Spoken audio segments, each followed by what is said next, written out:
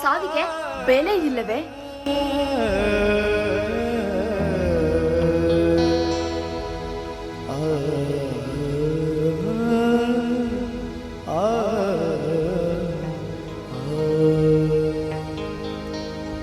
ಬಡ ಕುಟುಂಬಕ್ಕೆ ನ್ಯಾಯ ಕೊಡಿಸುವವರು ಯಾರು?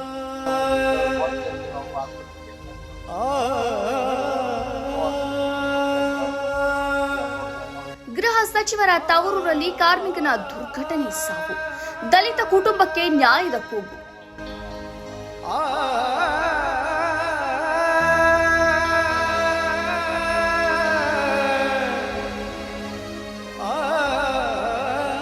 ತುಮಕೂರು ಜಿಲ್ಲೆಯ ಚಿಕ್ಕನಾಯಕನಹಳ್ಳಿ ತಾಲೂಕಿನ ಅಗಸರಹಳ್ಳಿ ಗ್ರಾಮದಲ್ಲಿ ಜಲಜೀವನ ಮಿಷನ್ ಕಾಮಗಾರಿ ವೇಳೆ ವಿದ್ಯುತ್ ಶಾಕ್ ತಗುಲಿ ಕಾರ್ಮಿಕನೊಬ್ಬ ಮೃತಪಟ್ಟಿರುವ ದುರ್ಘಟನೆ ನಡೆದಿದೆ.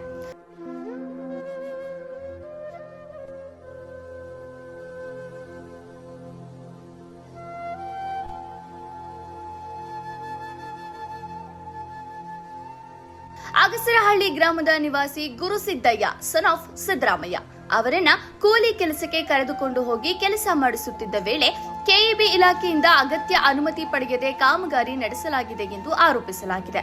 ಈ ವೇಳೆ ವಿದ್ಯುತ್ ಶಾಕ್ ತಗುಲಿ ಅವರು ಗಂಭೀರವಾಗಿ ಗಾಯಗೊಂಡರು.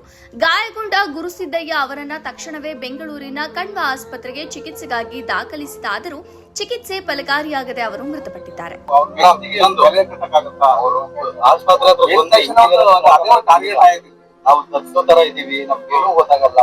ಯಾರ ರೇಂಜ್ ಅಲ್ಲಿ ಟೈಪಿಂಗ್ ರೆಕಾರ್ಡ್ ಮಾಡಿಸಿದ ನೋಡಿ.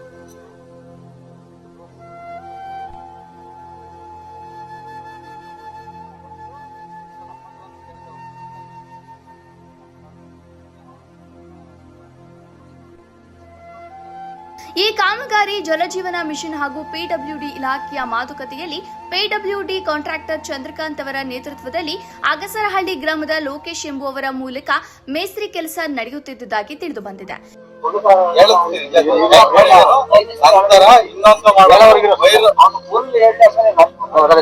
ವೈರ್ ಹಾಕಲು ಹೋದಾಗ ವೈರ್ ನನ್ನ ಮೇಲೆ ಬಿದ್ದು ಮೈ ಕೈಗೆ ಗಾಯ ಆಗಿತ್ತು.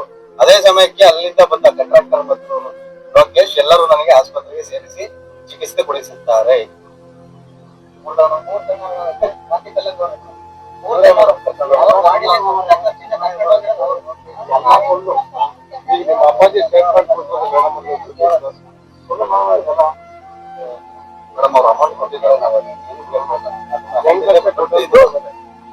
ಸುಳ್ಳು ಸ್ಟೇಟ್ಮೆಂಟ್ ಮೇಡಮ್. ಈ ಘಟನೆಯಿಂದ ಮೃತರ ದಲಿತ ಕುಟುಂಬ ಸಂಕಷ್ಟಕ್ಕೆ ಸಿಲುಕಿದ್ದು ನ್ಯಾಯಕ್ಕಾಗಿ ಕುಟುಂಬಸ್ಥರು ಆಗ್ರಹಿಸಿದ್ದಾರೆ. ಈ ಕುರಿತು ಚಿಕ್ಕನಾಯಕನಹಳ್ಳಿ ಪೊಲೀಸ್ ಠಾಣೆಯಲ್ಲಿ ದೂರು ದಾಖಲಾಗಿದ್ದು ಪೊಲೀಸರು ಪ್ರಕರಣ ದಾಖಲಿಸಿಕೊಂಡು ತನಿಖೆ ನಡೆಸುತ್ತಿದ್ದಾರೆ. ವರದಿ ಫೈರೋಜ್ ಪಾಷಾ, ಬುಕ್ಕಾಪಟ್ಟಣ.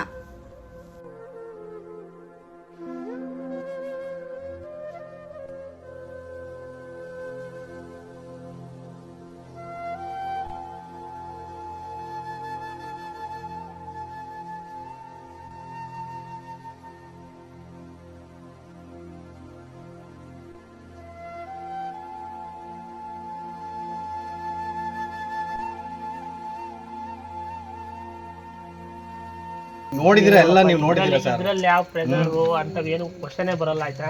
ಇದ್ರಲ್ಲಿ ಯಾವ ಪ್ರೆಷರ್ ಬರುತ್ತೆ ನಾವು ಅಟ್ಲೀಸ್ಟ್ ಒಂದೇ ಸರ್ ಕೇಳಿತು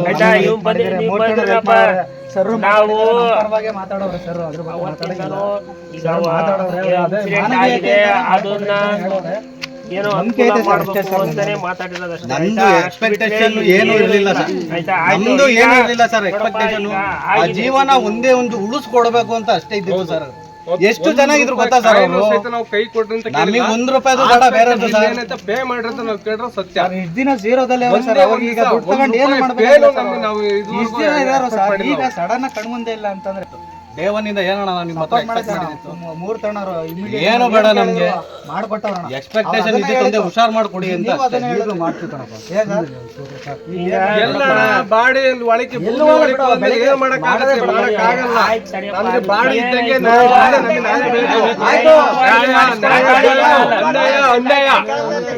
ಬೇಕೇ ಬೇಕು ನಮ್ಗೆ. ನಾವು ಖಂಡಿಸ್ತೀವಿ. ಕಾಂಟ್ರಾಕ್ಟ್ ನಮಗೆ ಬರ್ಬೇಕು, ಬರ್ಬೇಕು.